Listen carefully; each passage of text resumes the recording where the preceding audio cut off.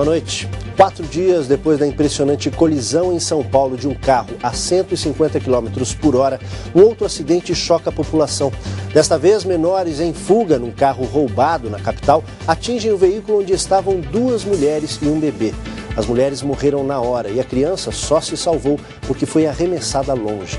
Os menores estavam a mais de 100 por hora e um deles também morreu. Veja agora outros assuntos importantes desta terça-feira. O Ministério Público defende pena de prisão para 3 denunciados pelo acidente com o avião da TAM em 2007. Choque de trens fere 40 pessoas em São Paulo. Diretor afastado do Ministério dos Transportes frustra a oposição e faz defesa do governo em depoimento ao Senado. Importações de carros aumentam quase 150% no período de um ano. Atentado terrorista explode gasoduto no Egito. União Europeia já admite calote da Grécia e revela preocupação com a saúde financeira de Itália e Espanha. Lesão na perna esquerda tira o volante Sandro da seleção brasileira.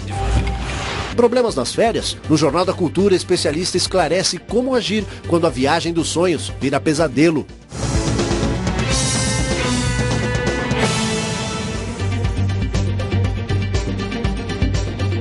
Participam da edição de hoje o professor da Faculdade de Medicina da USP, Paulo Saldiva, e o advogado e ex-secretário de Segurança Pública do Estado de São Paulo, Eduardo Mui-Laerte.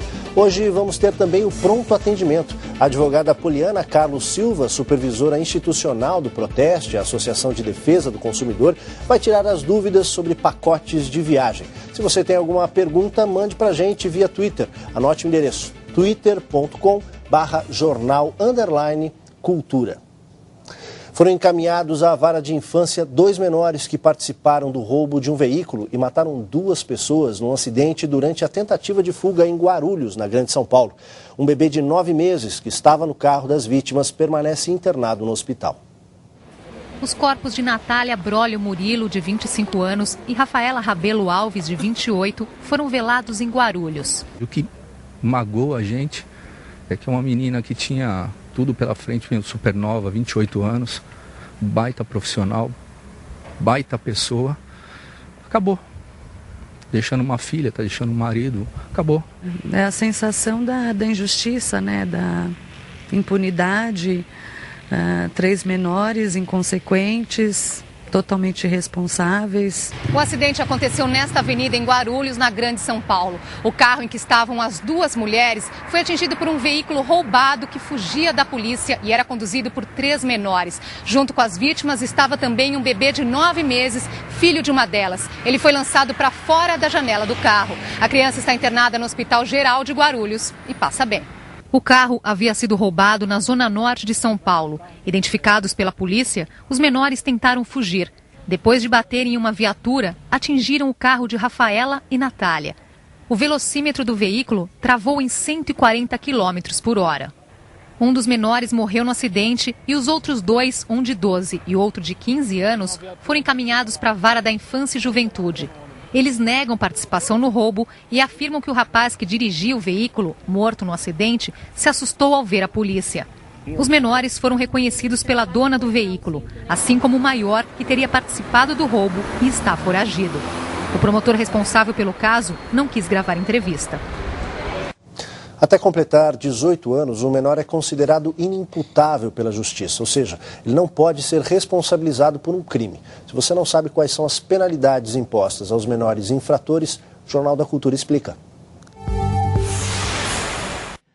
O Estatuto da Criança e do Adolescente prevê as chamadas medidas socioeducativas para os atos infracionais cometidos por menores de 18 anos.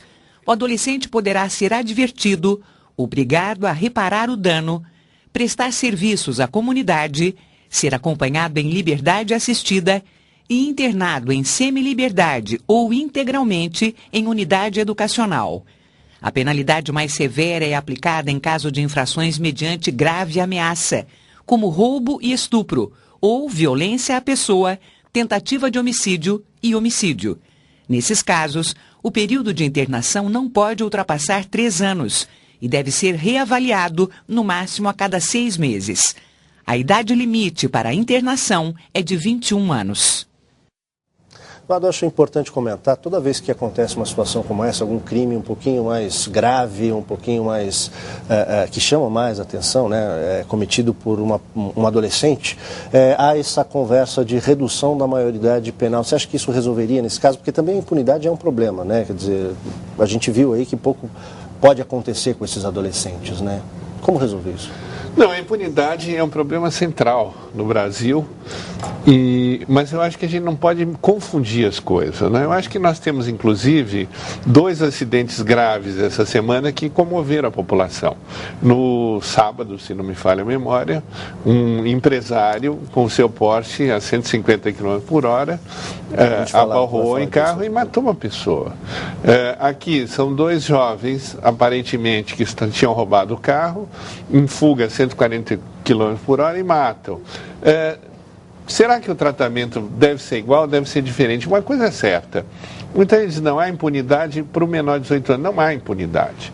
Quer dizer, o tratamento, a internação na FEBEM é um tratamento bastante rigoroso, embora, do mesmo modo como a cadeia, talvez não resolva, talvez não corrija ninguém, mas é um tratamento rigoroso. Quer dizer, se o rapaz vai para a FEBEM ou se vai para a penitenciária, o que difere é que ele não vai ficar junto com ladrões maiores de idade, mas o tratamento para o jovem delinquente de periculosidade também é bastante severo no nosso país.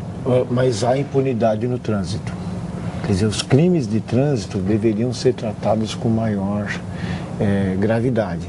Qualquer coisa que você tenha entre quedas de moto e atropelamentos, em torno de 3 a 4 mortes por dia na cidade de São Paulo, deveriam merecer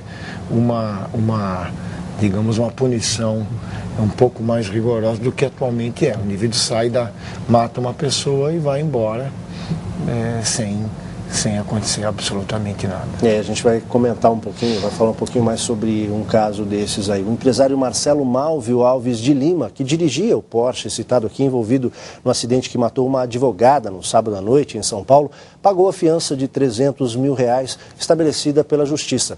Hoje, policiais levaram ao hospital onde ele está internado o alvará de soltura. Marcelo Malvio só depende agora da alta médica para sair em liberdade. Ele foi indiciado em flagrante por homicídio doloso. Segundo a polícia, no momento do acidente, ele dirigia a 150 km por hora e, por isso, ele assumiu a possibilidade de matar quem estivesse causando um acidente com vítimas fatais. Pelo menos 40 pessoas ficaram feridas, agora numa outra notícia, no choque entre 2 trens em São Paulo. O acidente aconteceu por volta de 1h30 da tarde na estação Barra Funda, zona oeste da cidade. Segundo a Companhia Paulista de Trens Metropolitanos, uma composição com 600 passageiros bateu em outra que estava parada, aguardando sinalização para seguir viagem pela mesma linha. 42 passageiros com ferimentos foram conduzidos para hospitais da região. Segundo a CPTM, 18 permaneciam internados no início da noite. A circulação dos trens não chegou a ser interrompida, mas ficou prejudicada até perto das 5 da tarde, quando houve a liberação total do tráfego. A CPTM abriu sindicância para apurar as causas do acidente.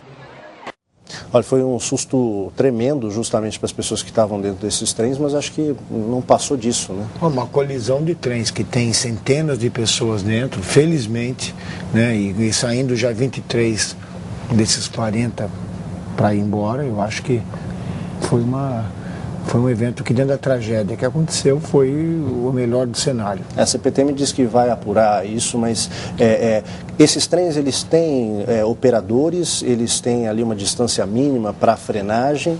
Essa composição que a gente viu aí, esses trens foram recebidos da Espanha, foram a última aquisição aí da CPTM, eles têm um sistema de frenagem que é feito pelo operador e cada composição dessa pesa 176 toneladas. Então, imagina só tentar frear isso. Na hora que o operador percebeu isso, provavelmente tentou frear e aí a composição não freia instantaneamente, demora um pouquinho. Dizem que a colisão ali, informação que o pessoal que estava na estação, foi a cerca de 20 km por hora. Né? Se fosse um pouquinho mais, o trem anda em média 45, 50 km por hora. Né? Agora, não é só o CPTM que vai apurar, quer dizer, tem que ser aberto o inquérito policial, já deve estar aberto. Sim. É um caso em que tem no mínimo lesão corporal culposa aí, alguém é responsável por esse acidente e vai haver uma apuração na justiça também. Essas pessoas podem pleitear indenização, você acha? Claro, com certeza. Cabe. Cabe, evidentemente. Tá certo. O Ministério Público denunciou à Justiça 3 pessoas pelo acidente da TAM, que matou 199 pessoas em 17 de julho de 2007. Foram denunciados criminalmente Denise Abreu, então diretora da Agência Nacional de Aviação Civil, Alberto Fagerman, ex-vice-presidente de operações da TAM, e Marco Aurélio Castro, que na época era diretor de segurança de voo da empresa. O Ministério Público defende uma pena de até 12 anos de detenção, maior do que a que prevê este tipo de crime. Por força das circunstâncias, vale dizer, destruição completa da aeronave, morte de 199 pessoas, o crime de atentado à segurança de transporte aéreo vem em sua forma qualificada, ou seja, com uma pena mais severa. E a denúncia diz respeito à prática do crime através da modalidade culposa, ou seja, não houve intenção direta de matar. Segundo o procurador, os funcionários da TAM sabiam das péssimas condições da pista principal do aeroporto de Congonhas e não tomaram providências. Com relação a Denise Abreu, o procurador lembra uma ação civil aberta 5 meses antes do acidente, em que a ex-diretora da ANAC contrariou o pedido de interdição da pista principal do aeroporto, alegando uma norma reguladora. A desembargadora, em momento posterior, inclusive perante o Ministério Público Federal, indicou que, na verdade, a senhora Denise Abreu disse a ela que a norma tinha validade quando ela não tinha. Tanto assim que, se essa norma tivesse validade, ela proibiria que a aeronave acidentada pousasse no dia 17 de julho.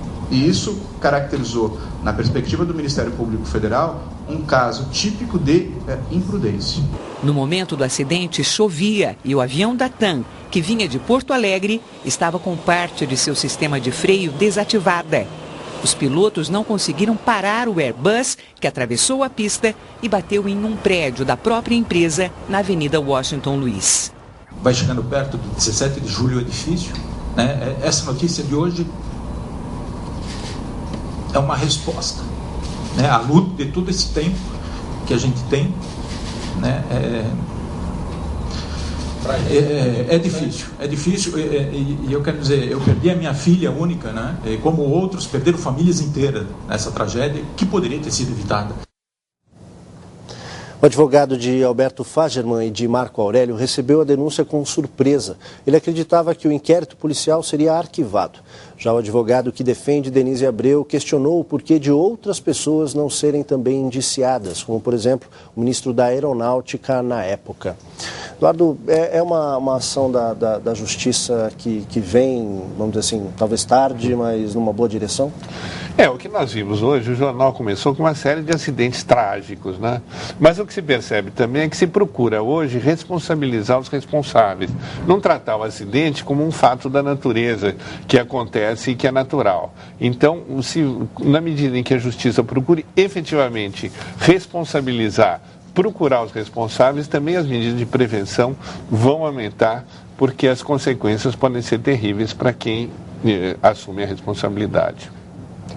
Vamos esperar que dê certo, né? O número de carros importados cresceu quase 150% no último ano e o destaque desse número fica por conta dos chineses. A participação deles no mercado ainda é pequena, mas cresce em alta velocidade. A maior marca chinesa de automóveis no Brasil desembarcou há apenas 4 meses e já vendeu 10 mil veículos. A segunda vendeu só no primeiro semestre de 2011 o equivalente à quantidade comercializada em todo o ano passado. Para a Associação dos Importadores de Veículos, o avanço chinês traz competitividade. A China busca e tem todas as condições para se transformar numa potência mundial no que diz respeito à produção dos automóveis. Eu acho que não há mais dúvida e discussão nesse sentido. O tempo que isso vai demorar é realmente um dos pontos, uma das questões em aberto. Nos carros chineses, ar-condicionado, direção hidráulica e airbag não são opcionais. São itens de fábrica, por um preço competitivo, na faixa de até R$40 mil e com 6 anos de garantia, como no caso da Jack Motors. Mas o avanço chinês deixou em alerta a indústria nacional e os sindicalistas. Os dois grupos temem o enfraquecimento da produção de veículos no Brasil e a queda da qualidade no emprego.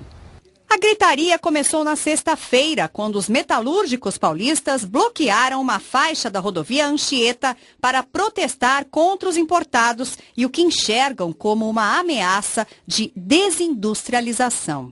Nesta semana, o movimento mudou de forma, mas reuniu também representantes das montadoras nacionais. No seminário, na sede do Sindicato dos Metalúrgicos do ABC, os discursos foram na mesma direção. Além da importação dos carros chineses, os sindicalistas criticam também o sistema chamado CKD, em que os carros não são fabricados aqui, mas somente montados com peças importadas. O que nós estamos propondo e defendendo aqui é que haja um plano nacional, né, de substituição dessas importações. Pegar o que nós estamos importando e ter um plano para produzir aqui no país e gerar emprego no Brasil e não exportar os nossos empregos. Para o sindicalista, uma solução seria mexer na taxa de câmbio.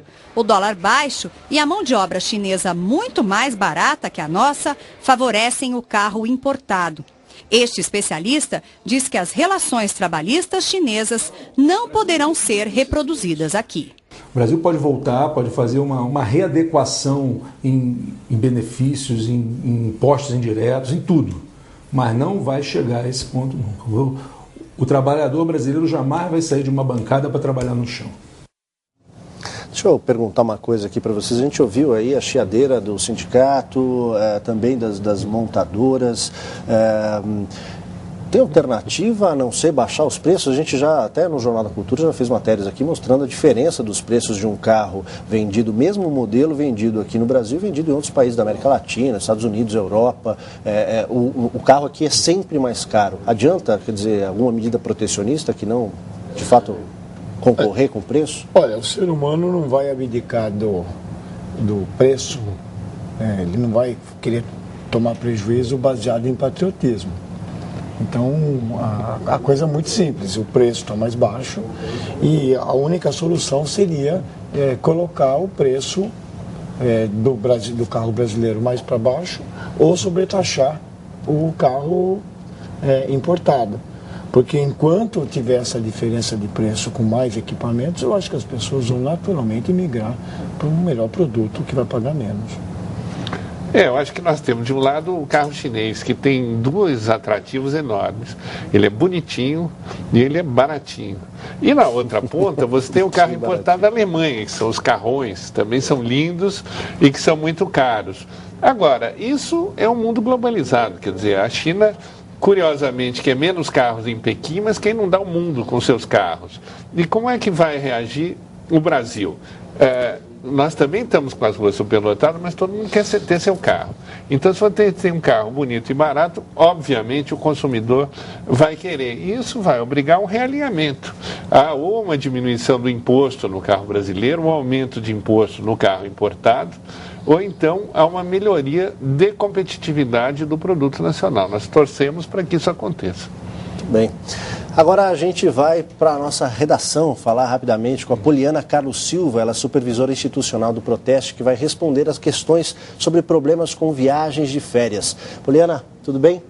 Olá, Aldo, boa noite a todos. Boa noite. Já tem aí alguma pergunta? O que é que os internautas querem saber? Já temos sim algumas perguntas dos internautas e tem uma até muito interessante para o tema de hoje, que é do Saulo Requene. Ele nos pergunta: como fazer quando você paga a viagem, você não viaja ou ela não acontece e a agência não quer devolver o dinheiro? É uma pergunta que abrange aí várias situações, principalmente se isso foi por opção do consumidor. E aí eu ressalto a importância dos consumidores lerem o contrato antes de assinar. Vai fazer um pacote de viagens? É importante ler o contrato, principalmente para situações como essa. Se você desistir, qual é a multa de cancelamento? Existe uma multa? Agora, a agência de turismo, ela jamais pode negar devolver o dinheiro. Ela tem que devolver, mas ela está sim aí possibilitada de cobrar uma multa. Para não prejudicar nenhuma das partes, como entidade de defesa do consumidor, a Proteste defende que essa multa também não pode ser superior a 20%, senão ela vai trazer um prejuízo para esse consumidor. E aí uma outra situação que eu gostaria de ressaltar é que caso essa viagem não tenha acontecido por culpa exclusiva da agência, esse reembolso do valor que já foi pago deve ser feito de forma integral. E aí não cabe nenhum tipo de multa na rescisão desse contrato. Poliana, deixa eu te perguntar, nesse caso, qual é o caminho, né? Se no caso a operadora ela precisa devolver esse dinheiro, ressarcir esse dinheiro com multa ou não, dependendo da situação, mas qual é o caminho? Como o consumidor deve conseguir esse dinheiro de volta? primeiro o consumidor ele deve registrar uma reclamação junto à empresa no qual ele firmou um contrato. Formaliza ali seu pedido de cancelamento e a sua intenção desse reembolso de todos os valores que já foram pagos. Tanto se esse cancelamento foi por culpa da agência ou por solicitação do próprio consumidor. Formaliza... Como é que se formaliza isso? Desculpa te interromper, porque às vezes a gente liga num serviço aí de telemarketing e as pessoas, eu não posso te dar a gravação desse telefonema. Como é que a gente registra isso? Qualquer gravação tem que ter aí um número de protocolo. Caso a empresa negue esse número de protocolo, é interessante fazer uma carta, enviar para o endereço da agência de turismo com o aviso de recebimento, que é aquele comprovante que alguém da agência recebeu, já formalizando esse pedido. Caso a empresa ou protelha esse reembolso, ou ela negue mesmo esse direito do consumidor, aí o consumidor vai ter que procurar ou os órgãos de defesa do consumidor ou a própria justiça, né? E nós temos aí o juizado especial cível para as causas de até 40 salários mínimos, e se essa ação for até 20, ele sequer vai precisar de advogado. Então ele tem sim os caminhos para pleitear esse direito dele que está previsto no Código de Defesa do Consumidor. Tá certo, Poliana, obrigado. Daqui a pouco a gente conversa mais sobre isso, hein? A situação do bilionário Rupert Murdoch, dono da rede de jornais ingleses acusado de fazer escutas telefônicas ilegais, se complica. As ações do grupo despencaram nas bolsas. A venda dos jornais caiu e agora os funcionários de Murdoch são acusados de grampear até o telefone do chefe de polícia de Londres. Uma comissão do Parlamento Britânico ouviu hoje o depoimento de integrantes da Polícia Metropolitana de Londres. Eles admitiram a existência de uma rede de espionagem em linhas telefônicas, que pode ter atingido até o comando da polícia. A situação dos jornais de Murdoch, que já estava complicada, tornou-se ainda mais crítica hoje. O ex-primeiro-ministro Gordon Brown confirmou as denúncias de que repórteres do News of the World fizeram escutas ilegais de seus telefones quando ele era ministro das Finanças do governo trabalhista. Eles também violaram a declaração de imposto de renda de Brown e foram mais longe. Espionaram até a ficha médica de um filho dele para descobrir que tipo de doença o bebê tinha. A crise já provoca sérios prejuízos ao grupo de Murdoch, que poderá ser obrigado a depor no parlamento sobre o escândalo. Em 4 dias, as ações do grupo perderam quase 7 bilhões de dólares nas bolsas de Londres e Nova York. E diretores do grupo tentam promover a recompra de papéis no valor de 5 bilhões, para evitar que as ações percam totalmente seu valor. Do caso de polícia mesmo, né? Escuta até no chefe da polícia. Não, esse é um dos casos mais fascinantes, que com certeza vai virar livro, vai virar filme, porque ele tem todos os ingredientes do thriller. Você tem política, corrupção, meios de comunicação, essa escuta telefônica, só falta sexo agora para ficar o pacote completo. Mas com certeza isso mostra um fenômeno muito interessante. Nós estávamos acostumados aqui no Brasil, falando, aqui no Brasil fazem de tudo, fazem escuta, violam a lei, mas e na Inglaterra? A bela e querida Inglaterra, de repente se descobre que está tudo contaminado, quer dizer, a maior rede de comunicação está fazendo escuta, está tentando escutar a família real, está escutando o primeiro-ministro, e mistura isso com influência política, com funcionários da polícia que estavam passando informação. Então nós pensamos realmente que país é esse, quer dizer, essa Inglaterra que para nós era assim um exemplo de uma monarquia constitucional, de respeito à lei, da famosa Scotland Yard, onde é que isso vai parar? Talvez tenha uma diferença para nós, que lá talvez tenha consequências, né? Aqui a gente vê casos de escuta e grampo que você sabe que raramente se produz dossiê, se produz calúnias contra pessoas e de repente não acontece nada. Você falou em consequência, eu hoje vi uma observação curiosa, que o Shakespeare já falava em hacker. Só que no tempo do Shakespeare, o hacker que ele falava, era o que lia a carta dos outros e que era banido, sofria pena de banimento, sofria castigos fortíssimos. Agora, na Inglaterra, o que me preocupa é isso, é que está mexendo com muita gente. Está mexendo com o governo, está mexendo com a polícia, está mexendo com as fortunas e o meio de comunicação. E tem um conglomerado de comunicação ali importantíssimo. De alguma maneira, nos Estados Unidos, talvez eles consigam fazer algum tipo de pizza para evitar o salve-se quem puder. Vamos ver, vamos acompanhar. Termina mais uma batalha na guerra travada entre o governo argentino e os donos do jornal Clarín de Buenos Aires. Novos testes de DNA não comprovaram a suspeita de que os filhos adotivos da proprietária do jornal seriam de famílias de desaparecidos durante a ditadura militar. Esta é a segunda vez que Marcela e Felipe Herrera se submetem a testes de DNA para comprovar suposto vínculo biológico com vítimas do regime militar. Desta vez, os resultados também foram negativos, mas o assunto não vai parar por aí. Outras comparações do material colhido serão feitas por uma comissão nomeada pelo governo. As relações entre o Clarín e o governo Kirchner eram amistosas até o ano de 2002, quando houve o primeiro confronto entre produtores rurais argentinos e as autoridades fazendárias, por conta do aumento de impostos de exportação. O jornal fez a defesa dos produtores, o que azedou a relação com o governo. Desde então, o diário perdeu publicidade governamental e até direitos de transmissão de futebol pela emissora de TV do grupo. Saldiva, a gente viu aí, você aí da área da saúde, como funciona essa coisa do teste de DNA? Quer dizer, deu negativo, e eles vão refazer o teste. Qual é a chance de um novo teste apresentar alguma mudança em relação ao primeiro teste? Se o primeiro for bem feito, a chance é 0. Então, o que está acontecendo é uma tentativa de um direito do jornal de recorrer, né, para poder provar a sua ideia, né, que no fundo está dentro de um bojo